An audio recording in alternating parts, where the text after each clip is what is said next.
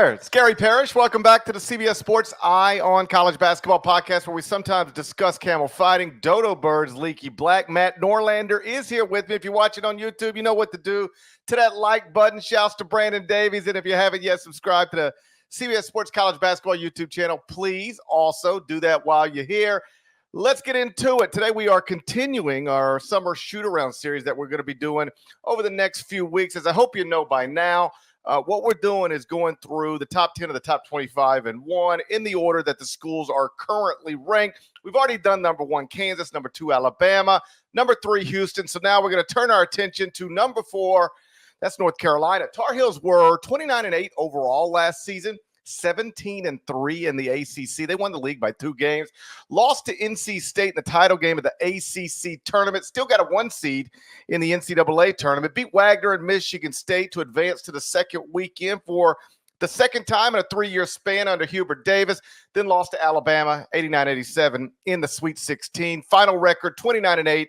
Finished 9th at both KenPom and BartTorvik.com. From that team, Armando Bacot, Harrison Ingram, Cormac Ryan, Paxton Wojcik, all gone. So the Tar Heels have lost 3 of their top 8 scores, including 3 of the top 4.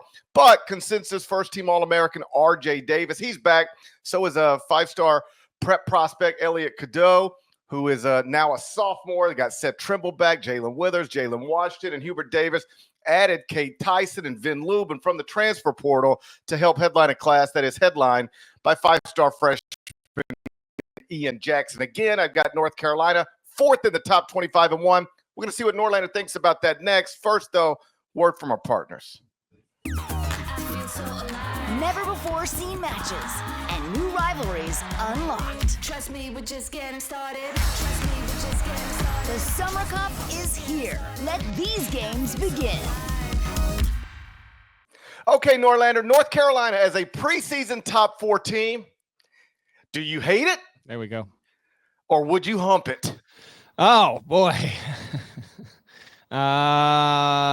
Okay. Well, off to a horny start here on a Wednesday. How was that vacation? We had a good time. It was wonderful. I tell you what. That Monaco is something. That's something. Yeah, that's a wild place, buddy. I never felt so poor in my life. Yeah. Well, good for you. We're going to get right to the teams here, but one thing real quick. You told us that you lost your luggage or whatever. Do you not use, 2 years ago, I bought the AirTags. So if I'm ever in a situation where I got to check baggage on a plane, the AirTag is going in the bag so I know where it is. Do you not use the AirTags? I have AirTags on my wallet. I do not have AirTags on my bags. Perhaps you're making a great recommendation here. Yeah. I checked 3 bags. We as a family, my wife and I, we checked 3 bags. One of them was my golf clubs. That's the one that got lost. So it was like lost golf clubs. Tails And time. then they call you. Then they call you and they say, Mr. Parrish, we found your golf clubs. We're going to bring them straight to your resort. I said, that's wonderful. Bring them on. So you go on about your day thinking everything's perfect and everything's good to go. Get back to your room. Golf clubs, they ain't yours. They're somebody else's. It was day 3 before I got my stuff back. But I think that's what they call first world problems. Very, very much so, especially when it's your golf clubs. Okay, right into the Summer Shootaround here. Glad you're back. I don't know if I'd hump this. However, I do like the fact, in fact, I know I wouldn't hump it. I do like that we have a situation here where you are going against the grain, because I don't believe North Carolina as a preseason top 5 team is going to garner much traction elsewhere, be it in metrics or in human voting as we get closer into October. And that's fine. If anything, as I say every damn year, I embrace some diversity of thought and let's take some quote unquote chances, be it we are talking about a blue blood program here, of course. And UNC overall has done a pretty decently good job under Hubert Davis in his 3 previous seasons there. Getting RJ Davis back is obviously huge. Did you realize that it's not just UNC that's benefiting from this, but to an extent, college basketball, again, is benefiting. This is going to be the 5th consecutive year, the 5th straight year, in which a CBS Sports first-team All-American has returned to play college basketball. In 2020, it was Luka Garza. Yep. In 21, it was Drew Timme. Right. In 22, it was Shibwe and Timme that were first-team All-Americans that came back. Last year, of course, it was Zach Edey, and now it's RJ Davis. What's the difference? Davis is a guard. The others Yeah, were shorter bigs. than most. I was going to say that. Well, he's shorter than most. He's a guard. He needs the ball in his hands, and just by pure nature of what they're going to ask him to do, all the other players are obviously very well known in their own respects, and they were very important players. Davis is a different kind of player, but it's good that the sport has been able to, obviously this is NIL infused as much as anything else, been able to return at least one for 5 consecutive years, at least one first-team All-American. I mean, this was the kind of thing that we saw for so long, and then the one and done era came along, and it really became less and less common. And now we're getting it. And Davis is the face of this. He is the most accomplished player that is returning to the sport. Will he be the best player in the sport? That remains to be seen. Will he be a first-team All-American again? Potentially, but when you look at the guys that they're going to put around him, there's a chance that he might merely be the best team on Carolina again, but they could be able to spread the level around a little bit more. No Baycott's interesting to me. I think his presence in that program for 5 years was immense, and obviously what he did now, which isn't to say that he was an absolutely irreplaceable player. There were certain things that he was good at and certain things that he wasn't. But now that he's gone, they lose Ingram, and now they're going to ask the likes of Cadeau to step up in a big way. And I think that he probably will. Seth Trimble, Jalen Withers, they're going to have to step up. Jalen Washington is going to be asked to do a ton because UNC did not wind up getting a truly game-changing kind of big in the portal, which I know has been a big talking point for UNC fans, because they were involved in a number of these players but didn't get any of them. Some of them, as I understand it, some of them UNC intentionally walked away from. Others, they just wind up losing out on bidding wars there. But I do like the roster overall. I don't hate your boldness, your zestiness in putting them preseason top 5 and as high as number 4. You might be higher on the heels than anyone else. But I do like I like their chances to be a true competitor for the ACC, and I'm most interested to see if Davis again is going to be as impactful as he was last season. I can see it, but I'm not totally convinced with the talent that's around him. And we'll get to the freshmen in just a second. This is one where I am a little higher than most, and the biggest complaints I get just in terms of Twitter X feedback about North Carolina being in the top 4, the top 25 and 1, it actually comes from North Carolina fans. Yeah, they're the ones saying, I don't think we're that good, which is odd. Like UConn fans think you're stupid if you don't have UConn number 1, which, by the way, I get. I totally understand it. Sure. If anybody has a right to call anybody stupid for not ranking their school number 1, it's probably UConn fans. So I get it. Houston fans might tell somebody if they had Houston ranked 8, like, hey, you're too. North Carolina fans, more so than any other fan base, have told me I have North Carolina too high. If I do, I'm not too out of line. They're 6th at Torvik in the preseason rankings over there, tied for 6th in the betting odds, in the betting markets to win the NCAA tournament, behind only Duke, UConn, Kansas, Alabama, and Houston. So if I'm a little higher on them, it ain't much. I think this team's going to be good. You mentioned RJ Davis. The difference between him and the other first-team All-Americans who returned to school is, like you mentioned, he's a guard. They were bigs. He's shorter. They're bigger. But the similarity is that all 4 of the previous ones and RJ Davis, you can all describe them at the time they decided to come back to school this way. Great college player, not a great NBA prospect. Now, I know Zach Edey went on to become a top 10 pick. Edey would have probably been – you can't rewrite history. I firmly have always believed that Edey would have been a top 40 pick had he gone. But, so it falls short of great NBA prospect there. But Edey's the one, I think, more than the others that really had a real chance at establishing himself, getting picked, and having a multi-year guaranteed deal. The others, that's not applicable to. And Davis did not get nearly enough interest to validate leaving. Right. Okay. Are you ready to call RJ Davis the preseason National Player of the Year? I'm not, but how about this? So a quick teaser. So every year, GP and I do our Candid Coaches series. We are in the process of wrapping this up now. I've not seen GP's responses yet, but we always ask coaches, hey, listen, as best you can, just try and predict who's going to be the best player in the country next season. And so that would default to be who's the National Player of the Year. RJ Davis has received votes, and I won't say where he falls in my overall voting, but he is in the top 4 voting among coaches that I've heard back from. And it's not like he has only received like 3 votes or so. So there are some guys that are actually stumping for him. There is a current coach I asked who I think would fairly be evaluated as a top 5 coach in the sport, who actually voted for RJ Davis in this category. So he's going to have a really good chance. Particularly, one coach that voted for him told me his usage rate, and actually this Sears got some votes as well. The usage rate is probably going to be so high, and they're going to need him to be so good that if they are indeed good and he's able to come close to his averages from last year, then he's going to have a really good chance to do so. There's no argument against putting him preseason first-team All-American. Frankly, I think it's derelict of duty as a college basketball media person, even if it's not guaranteed that he'll do it. And I'm not saying it's guaranteed he'll do it. Like, it could be really tough to repeat that, but coming off of 21.2 points, 3.5 rebounds, 3.5 assists, shot 40% from three-point range last season. He's going to be a preseason first-team All-American. He deserves to be, and he'll have a chance to be the player of the year. But if he's going to do that, I wonder if that's ultimately the best thing for UNC, because I do like the cast that they put around him, and I'd like to see not just like Ian Jackson, who's going to be a good player, and Drake Powell, who I like even more as a freshman coming in and who I think is a more well-rounded player. But I want to see Cadeau be able to step up and be a true combo guard. I want to see Trimble come in and be impactful. Well, Cade Tyson from Belmont GP, he averaged 16 per game. He's not going to average that for Carolina. Can he be a double-digit scoring transfer for them? Van Allen Lubin, who most people don't know because he played on a Vandy team. He's 12.3 points per game. What's he going to be able to do? It's still going to be Davis's show, but I think they'll need to share the sugar a bit more if they're going to live up to preseason expectations on GP's end to be a top 5 team. In terms of that question, the answers I'm getting back so far are RJ Davis, Mark Sears. For the most part, RJ Davis, Mark Sears, and Cooper Flagg. Okay. And I really do think if you're voting for preseason National Player of the Year, I don't think you can vote for anybody. I mean, you can obviously vote whoever you want. I don't think it's sensible to vote for anybody other than one of those 3 people. It's RJ Davis based on he was the best of all the returning players to college basketball. He was the best last season. Evidence being he's the only first-team All-American back in school. If you look down the stretch, who was playing better than anybody else, that's probably Mark Sears. Took Alabama to the Final Four. And then if you're just looking for best talent, probable number 1 pick, that's Cooper Flagg. So I assume the preseason National Player of the Year will be one of those 3. And I assume those 3 will all be preseason first-team All-Americans. I thought this was interesting.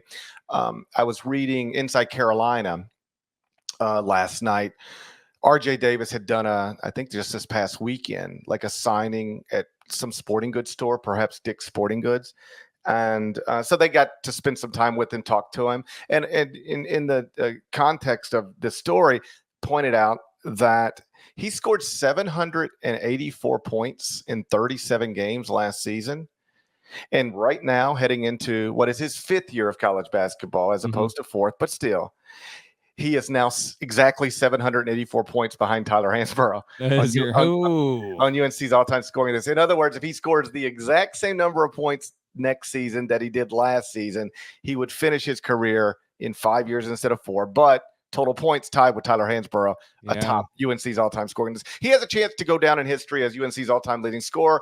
It'll have an asterisk type deal because it's, he got the COVID year, but still, he could walk out of the Dean Smith Center having scored more points in a Carolina uniform than anybody in history. And either way, based on his first-team All-America and ACC Player of the Year status last year, his number will hang in those rafters someday. That'll be an interesting thing to track there. Yes or no? Does he beat it? Yeah. I'll say no. I'll say it's just shy. I'll say Carolina fans remind me of this when we get to the tournament. I've long forgotten about this. I'll say that when his career is done, when he plays his last game, that he will be within one more game of his scoring average of beating it, but he'll fall 1 game shy. That's my blind guess. How about this? He'll beat it with games left in the season. Is he going to beat it before they get to the NCAA tournament? No. Okay. So he'll enter the NCAA tournament on the verge, and he'll do it quickly. Yep. And he'll still have games to play. There you go. Okay. Interesting thing to track there. RJ Davis, obviously an all-time Tar Heel. Armando Bacon, all-time Tar Heel. Neither of them are Tyler Hansborough, who is on the short list of great all-time Tar Heels. And, of course, that list is absurd. Last year, UNC was top 15 in offensive and defensive efficiency for the first time under Hubert Davis. That was a big key as to why the Tar Heels were a 1 seed. And we see if they can do it again. What's interesting, one last thing from me on Carolina overall, before we get to the schedule stuff, anything else you have? Well, 2 things. One, Ian Jackson's going to get a lot of pub, and he should. He's a good player, good offensive player. I'm telling you, I'm just in on Drake Powell.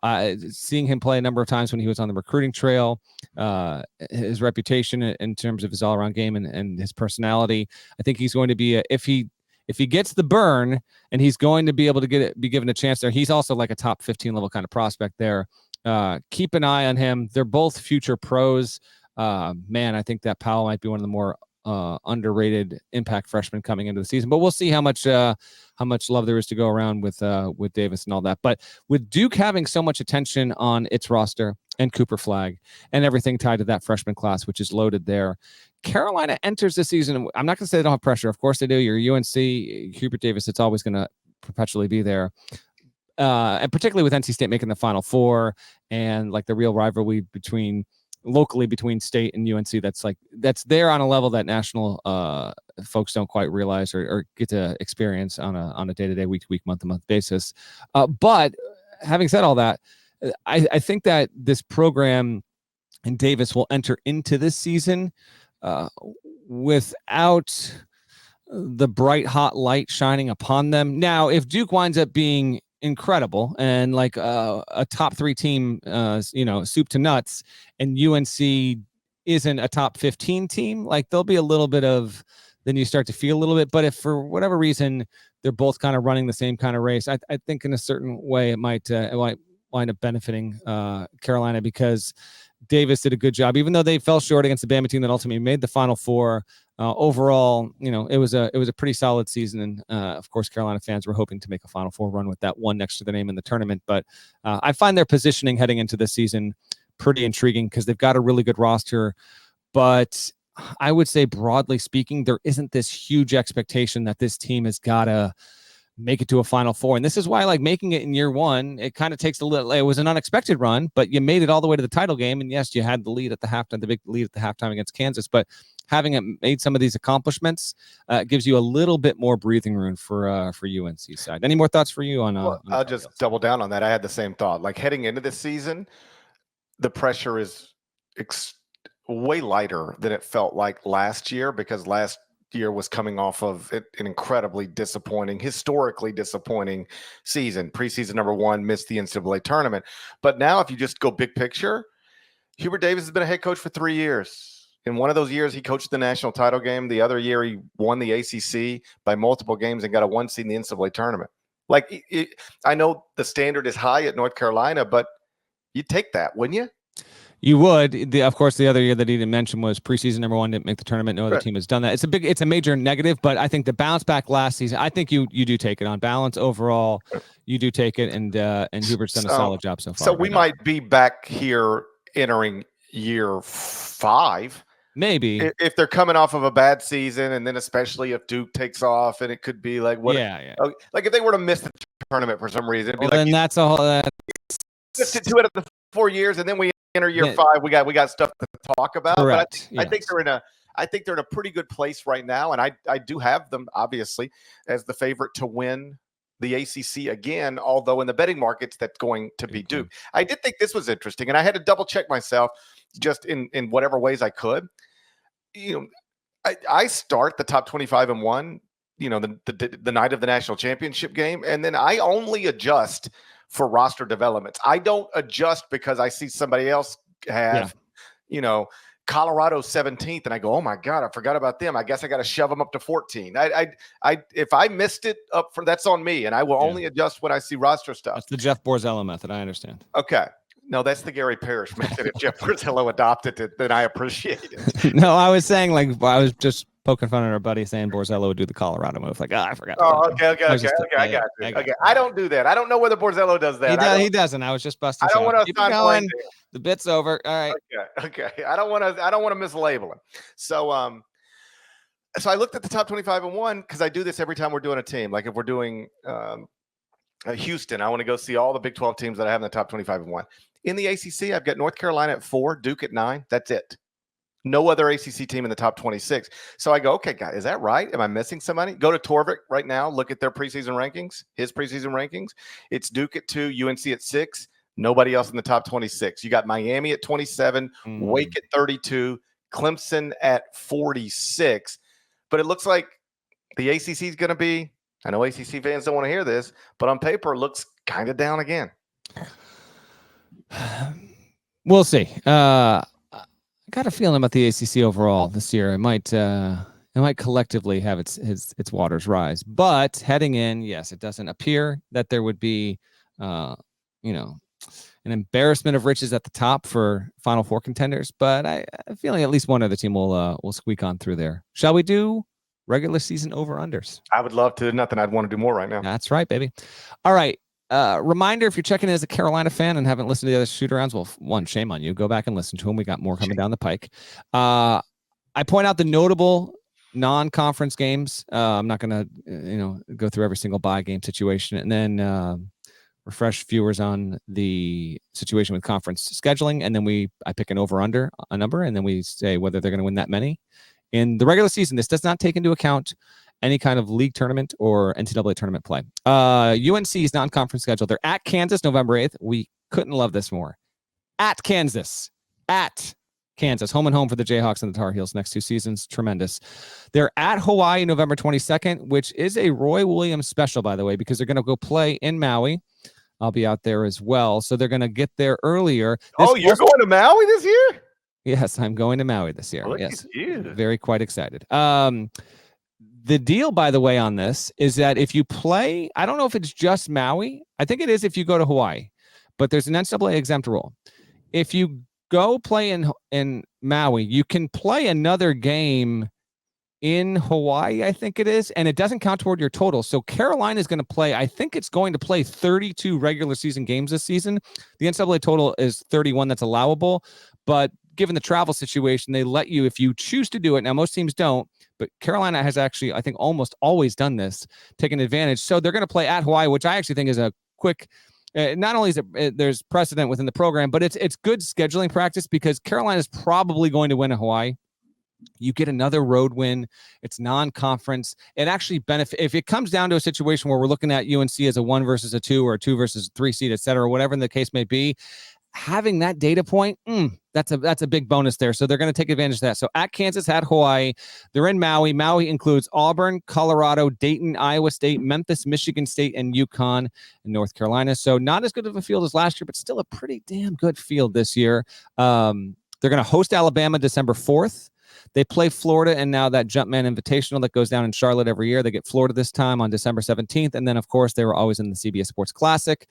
That is UCLA this season on December 21st, and that is at Madison Square Garden. So at Kansas, at Hawaii, Maui, hosting Bama, Florida on a neutral, quasi-neutral, and then UCLA on a neutral. They're ACC. They're obviously got the twofer with Duke and NC State. They also are at Pitt and home versus Pitt. They're only home against Boston College, Cal, Georgia Tech, Miami. Don't have to go to Boston Miami. College and Cal should never be said back to back. I know. Ever. Boston College, Cal, Georgia Tech, Miami, SMU, Stanford, and Virginia. They don't have to go to Virginia. They don't have to travel to Stanford. They don't have to travel to Cal.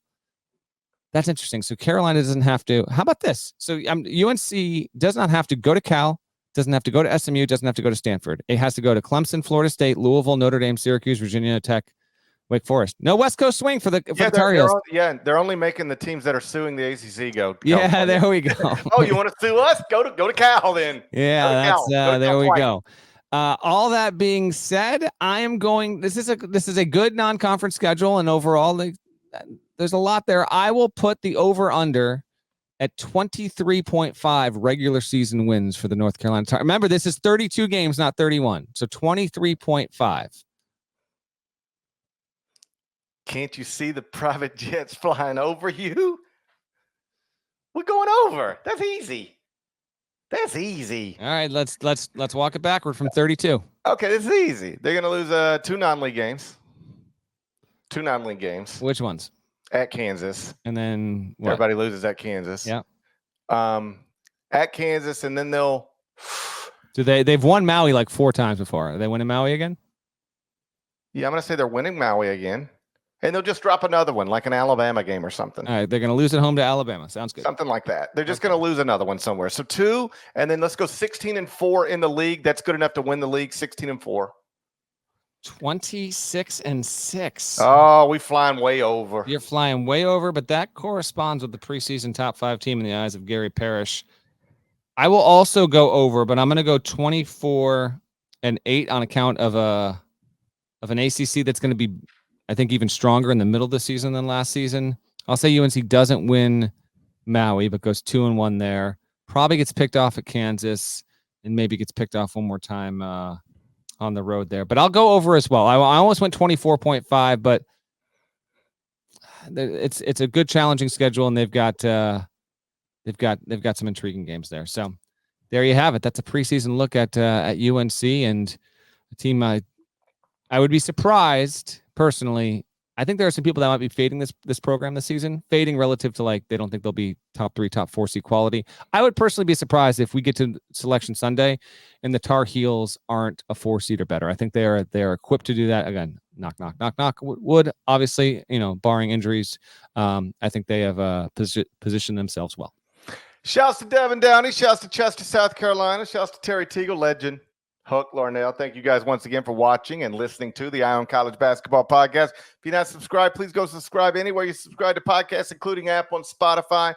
There's more of us than there are of them. It needs to be reflected in the comments. So make sure you're doing that. And we'll talk to you again real soon. Next up, Summer Shootaround series. It's going to be your UConn Huskies. We'll talk to you real soon. Till then, take care.